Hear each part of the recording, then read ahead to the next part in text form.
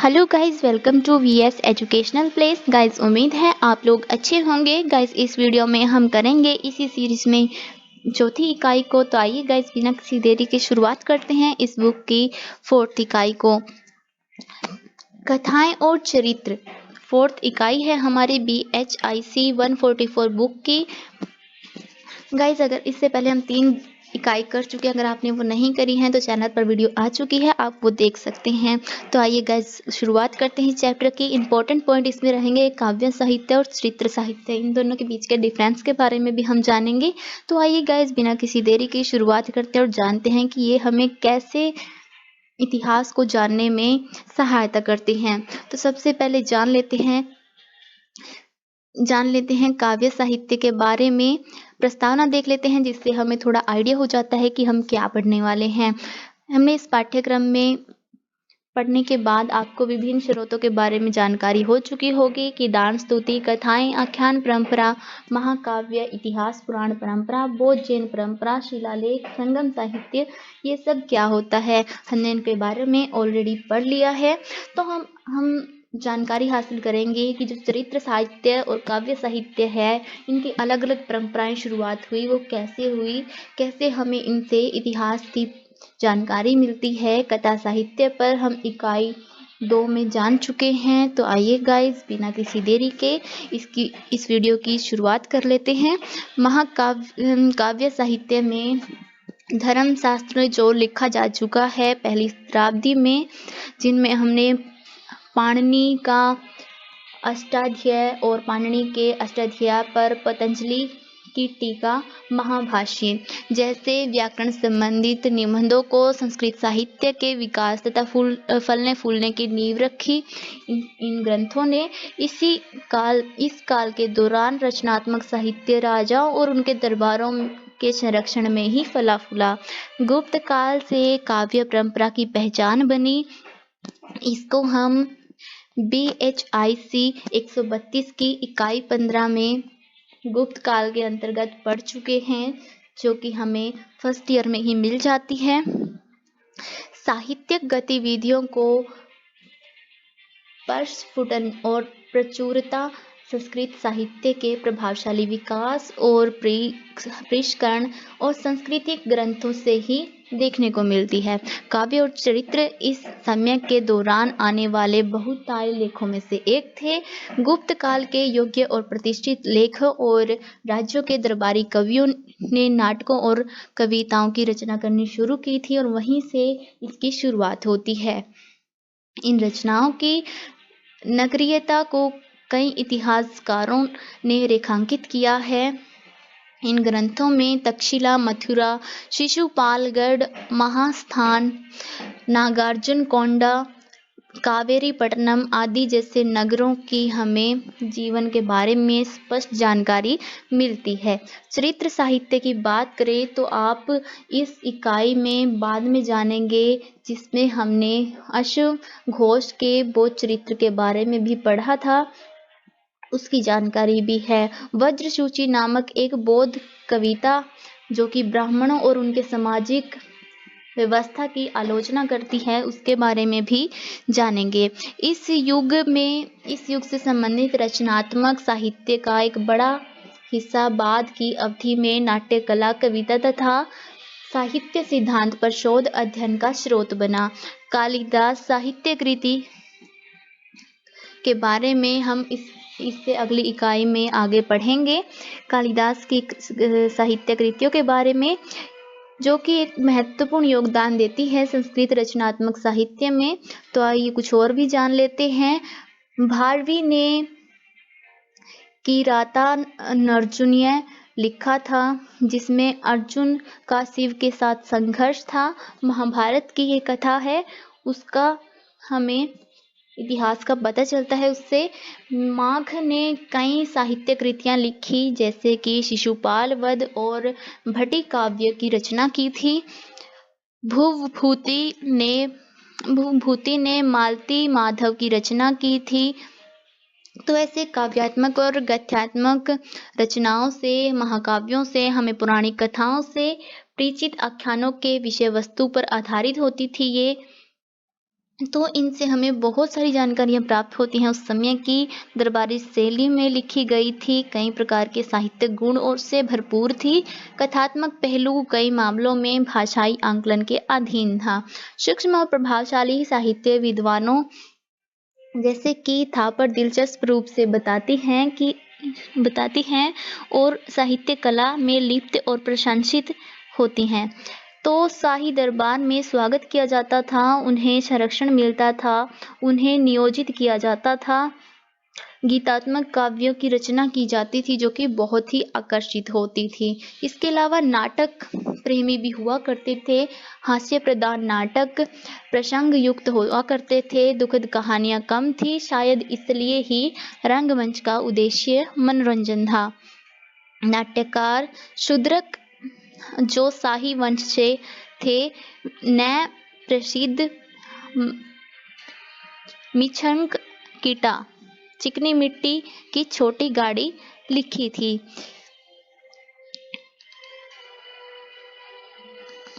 इसका मूल कहानी गरीब ब्राह्मण व्यापारी चारुदत्त और एक सुंदर सुसंस्कृत निपुण और संपन्न गणिका बसंत सेना के मध्य प्रेम के बारे में थी, जो एक शूद्रक ने लिखी थी।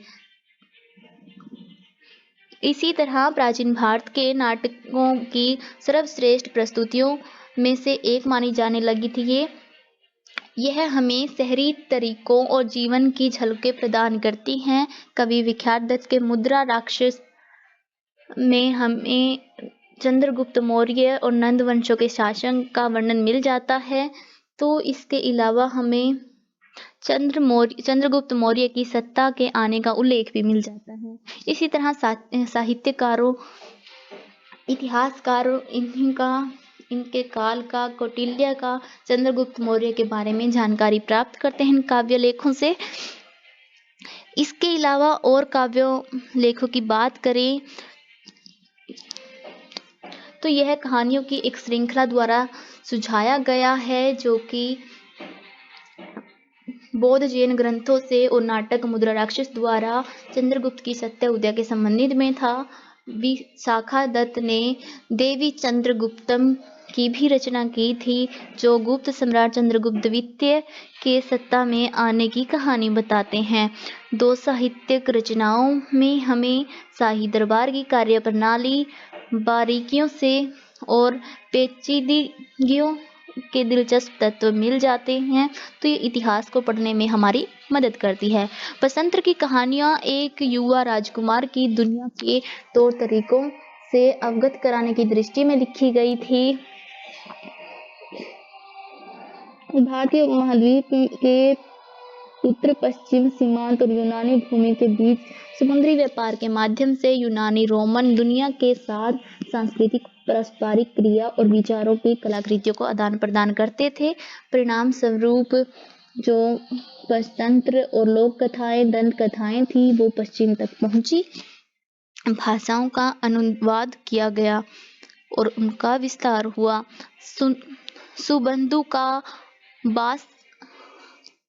वासवदत्ता अपनी साहित्य गुणवत्ता के लिए प्रसिद्ध था। बाणभट्ट ने राजा हर्ष की जीवनी लिखी थी, हर्षचरित्र। इसके बाद उन्होंने अनेक प्रेम प्रसंग कादम्बरी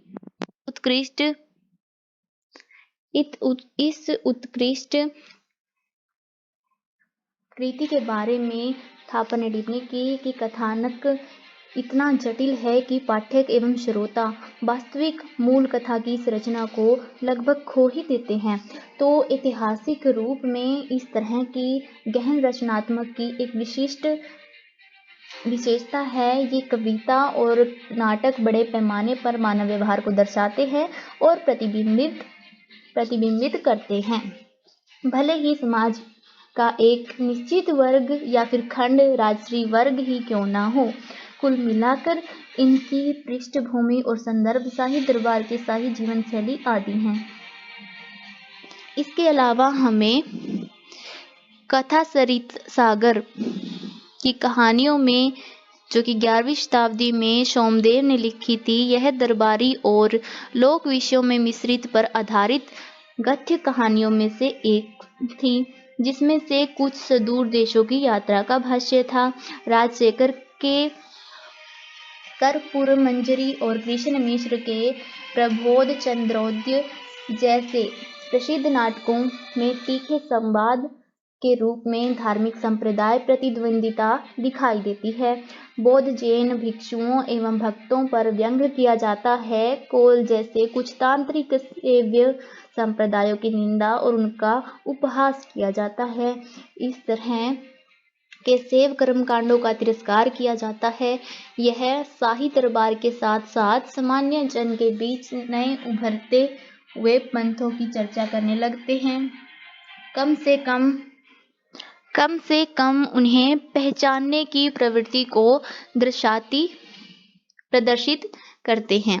दरबार संस्कृति में अव्यय के रूप में काव्य। तो काव्य शैली दरबार संस्कृत का एक अभिन्न अंग थी। इसमें क्या था, दरबारी कविता कहा जाता था इसको। कभी कभी काव्य रचना इतनी कुशलता से लिखी जाती थी कि आगे और पीछे दोनों तरह से पढ़ी जा सकती थी। प्रत्येक पाठन में दो अलग अलग कहानियां होती थी। एक पाठन में रामायण की कथा तो दूसरे में महाभारत की कथा होती थी। इन रचनाओं को शाही दरबारों को राजभाषा के रूप में मान्यता प्राप्त संस्कृत माध्यम में लिखी गई होती थी, जिसका उपयोग अब व्यापक रूप में अपनाया गया, उसका अभ्यास किया गया और प्रचारित किया गया, साहित्य मंडलियों में प्रोत्साहित किया गया, जिससे हमें लक्षित अशिक्षित दर्शकों के बीच में अंतर पहचान करने के लिए मिल जाती है। संस्कृत नाटकों में अशोक घोष के नाटक के बारे में अगर आप जानना चाहें तो इस पैराग्राफ को पढ़ सकते हैं, जिसमें उन्होंने अंश मध्य एशिया के तुर्फान में एक दूसरे के मठ में पाए गए थे। श्रोताओं के बीच रुचि बौद्ध विषयों में उतनी ही रह गई थी जितनी की साहित्य की अपेक्षाकृत नई शैलियों में होती थी। इसके अलावा हम कालिदास के काव्यों की बात करें तो महानतम और सबसे असाधारण संस्कृत काव्य नाटककार जिन्हें संस्कृत साहित्य को जबरदस्त गति दी वो कालिदास थे। वे 4th शताब्दी के उत्तरार्ध में 5वीं शताब्दी के पूर्वार्ध के थे, जिन्होंने गुप्त सम्राट चंद्रगुप्त द्वितीय के दरबार में 9 रत्नों में से एक थे। उन्होंने अपने जीवन में बहुत सारी काव्य कृतियों का लेखन किया, जिनमें से अभिज्ञान शाकुंतलम, मालविका, गनिमित्रम और विक्रमोर्वशीयम जैसे नाटक की रचना की और रघुवंशम, ऋतुसंहार, कुमार संभवम और मेघदूतम जैसे काव्य रचनाएं की। नायाब साहित्यकार मानकों को दर्शाते थे। चमत्कारी कृतियां मौखिक और छंदपूर्ण प्रवीणता में बेजोड़ हैं। इनकी विद्याओं में भिन्न शाखाओं से परिचित थे। उन्होंने संपूर्ण वैदिक कोश, योग और संख्या जैसे दार्शनिक प्रणालियों के साथ साथ चित्रकला, संगीत जैसी ललित कलाओं में भी ज्ञान हासिल कर रखा था। एक प्रकार से शकुंतला की कहानी और शकुंतला के प्रेम राजा दुष्यंत के साथ उनका अंतिम पुनर्मिलन उनकी सर्वश्रेष्ठ रचना है, जो प्राचीन भारत साहित्य और मंच कला की सर्वोच्च उपाधि है। तो दूसरी ओर उनके मेघदूतम में संस्कृत में लिखी गई अब तक की सबसे उत्कृष्ट कविता मानी जाती है। यह एक दीर्घ गीतात्मक कविता है। भौतिक परिदृश्य प्राकृतिक छटा को मानवीय भावों से जोड़ती है। अभिज्ञान शाकुंतलम में विश्व भर के सर्वश्रेष्ठ 100 साहित्य रचनाओं में से एक मानी जाती है। यह यूरोपीय भाषा में भी अनुवादित होने वाली शुरुआती भारतीय साहित्य कृति में से एक थी, तथा दूसरी है भगवत गीता। समय के साथ इसका अनुवाद विश्व की सभी महत्वपूर्ण भाषाओं में किया जाने लगा। साहित्य आलोचना द्वारा संस्कृत नाट्य में एक मिसाल के रूप में माना जाता है। फलस्वरूप जर्मन रोमानवाद, स्वच्छंदतावाद इससे प्रभावित हो जाते हैं। मेघदूतम की रचना 100 से अधिक छंदों में गीतात्मक रूप से की गई है। इस साहित्यिक चमत्कार में हमें निर्वासित यश, अपने प्रेम, दाम्पत्य भक्ति और अपनी प्यारी पत्नी से अलग होने की पीड़ा व्यक्त करते हैं। यह मानवीय भावना और अनोखे अलंकारों से सुशोभित है। कालिदास द्वारा प्रयुक्त उपमाएं पाठकों श्रोताओं को उनकी कल्पना, विविधता और उपयोगिता के आधार पर आकर्षित करती हैं, भावना और जोश को चित्रित करती हैं। रघुवंशम में राम की चौतरफा जीत का गुणगान होता है। वे अप्रत्यक्ष रूप से गुप्त शासकों को उनकी उपलब्धियों की ओर इशारा करते हैं। कुमार संभवम शिव और पार्वती के प्रेमलाप और उनके पुत्र कार्तिकेय, सनकंद, मुरुगन के जन्म के बारे में। ये एक ही कार्तिकेय का ही नाम है, सनकंद मुरुगन, तो कार्तिकेय के जन्म की कहानी के बारे में है। ऋतु संहार में 6 ऋतुओं का वर्णन मिलता है। यह साहित्य कृति श्रृंगार यानी कि सजावट और अलंकरण के तत्वों से भरी हुई है। मालविका गिनिमित्रम अन्य बातों के अलावा नाट्य की पूरी परिभाषा तथा एक कुशल नर्तक की विशेषताओं का उल्लेख करती है। राजाओं द्वारा लिखे गए नाट्यों के बारे में जान लेते हैं। ये तो थे कवियों की रचनाएं। यह जानना दिलचस्प रहेगा कि राजाओं भी नाट्य कला में, काव्य कला में कुशल हुआ करते थे। इनमें सबसे पहला नाम आता है हर्ष का, जिन्होंने 3 नाटकों की रचना की, जिसमें से प्रियदर्शिका, रत्नावली और नागानंद इनके प्रमुख नाटक थे। इनमें से 2 शास्त्रीय संस्कृत में परिहास युक्त रचनाएं हैं, जबकि तीसरे में बौद्ध विचार से प्रभावित एक चिंतनशील विषय शामिल है। हमें इसके अलावा इतिहासकारों के बीच इस बात को लेकर अनिश्चितता दिखाई देने को मिल जाएगी कि वास्तविक रचयिता है या केवल नाम के लिए उन्हें लेखक तत्व दिया है। उनके दरबार कवि बाणा भट्ट ने उनके असाधारण काव्य कौशल की प्रशंसा की है। कुछ बाद में शाही इतिहासकारों ने भी साहित्य दिग्गज के रूप में उनकी प्रशंसा की है। शाही लेखक केवल आधे लेखक होते हैं। कोई भी आसानी से समझ सकता है, अनुमान लगा सकता है। एक शासक की छवि को निखारने के उद्देश्य से उसकी जीत और विजय के अभियानों के अलावा अन्य उपलब्धियां, जिसमें बौद्धिक लेखन, बौद्धिक सोच, व्यवहार कुशलता, लेखन की क्षमता, साहित्यिक उपलब्धियां जैसे कि विद्वत्तापूर्ण लेखन का बखान प्राचीन और मध्ययुगीन भारतों में देखने को मिलता है। गुप्त सम्राट समुद्रगुप्त के समय में भी हरिशेषण द्वारा शुरू की गई संरक्षण राजा की स्तुति के रूप में यह प्रथा हर्ष के समय तक भी फैली हुई थी। वे प्रारंभिक तमिल। इसके अलावा बात कर लेते हैं महेंद्र वर्मन प्रथम की, जो उत्तर पल्लव राज्य से संबंधित है। कनौज के पुष्यभूति सम्राट हर्ष और चालुक्य सम्राट पुलकेशिन द्वितीय के समकालीन थे। हम पल्लव साम्राज्य के बढ़ते राजनीतिक नियंत्रण, ताकत और प्रभुत्व का श्रेय उन्हीं को देते हैं। वे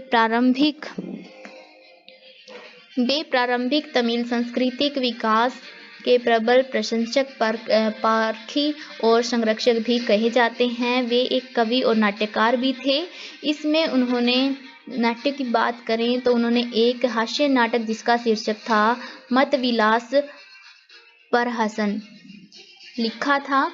इसके बाद हम प्रायद्वीपीय भारत के काव्य की बात करें जिसका नाम था संगम युग। संगम साहित्य सबसे प्रारंभिक साहित्य स्रोत है तमिल का, जो कि तमिलकम तमिल भाषा में और दक्षिणी भारत की विस्तार की जानकारी प्रदान करता है। कुछ दुल्हनों के अपहरण और कब्जे के बारे में भी जानकारी मिलती है। लूट के बारे में भी हमें इससे जानकारी मिलती है। उन्होंने कई युद्धों, प्रमुख राजाओं के नाम, सैन्य कारनामों, विजय अभियान और उपलब्धियों का भी विस्तारपूर्वक वर्णन किया है। दानदाताओं के रिश्तेदारों, युद्ध और कवियों, कविताओं और उनके अन्य लाभार्थियों को उपहार और दान देने की प्रशंसा की गई है। किंवदंती है कि राजाओं और प्रमुखों के संरक्षण में 3 सम्मेलन संगम आयोजित किए गए। तृतीय और आखिरी संगम मदुरै में हुआ था, जहां तमिल कवि इकट्ठे हुए थे। उनकी रचनाओं को संगम काव्य संग्रह में सम्मिलित किया गया, जो 3 से 4 शताब्दी की अवधि में संकलित हुई। तो इसी को इकट्ठा करके संगम साहित्य कहा गया। इसमें बहुत सारी कविताओं का उल्लेख मिलता है, बहुत सारी कविताओं का इकट्ठा स्वरूप है ये संगम साहित्य। इसमें बहुत सारी कविताओं का समायोजन है, जिसमें हमें प्रमुख रूप से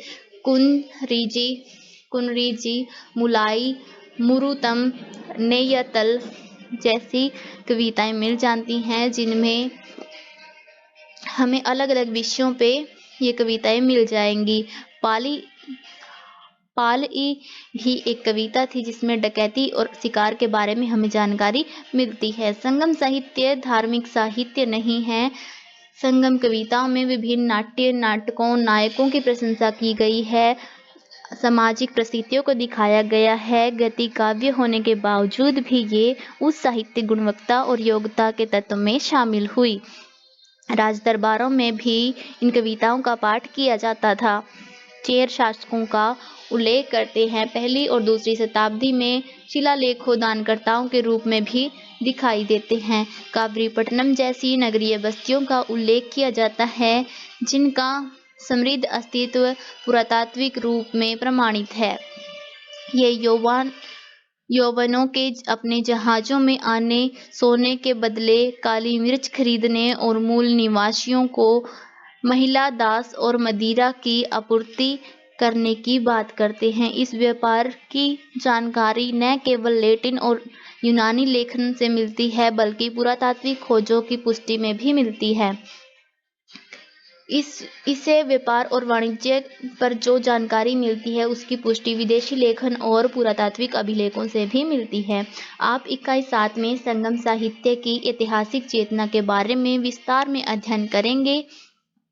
अभी के लिए जान लेते हैं प्रायद्वीपीय भारत के काव्य उत्तर संगम युग।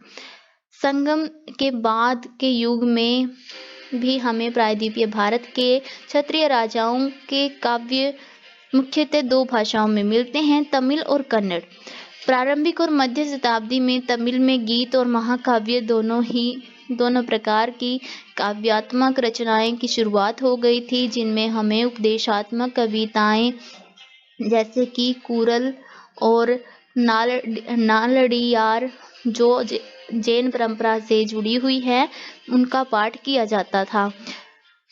शिलप्पा दी कायरम और मणिमेकली नामक 2 विस्तृत तमिल महाकाव्य हमें मिल जाते हैं, जो हमें संगम संहिता के बाद के साहित्य की जानकारी प्रदान करते हैं। तमिल में एक स्वतंत्र एवं परिपक्व काव्य शैली की शुरुआत हो जाती है, जिसके बाद बहुत सारी काव्य रचनाएं हमें देखने को मिलती हैं।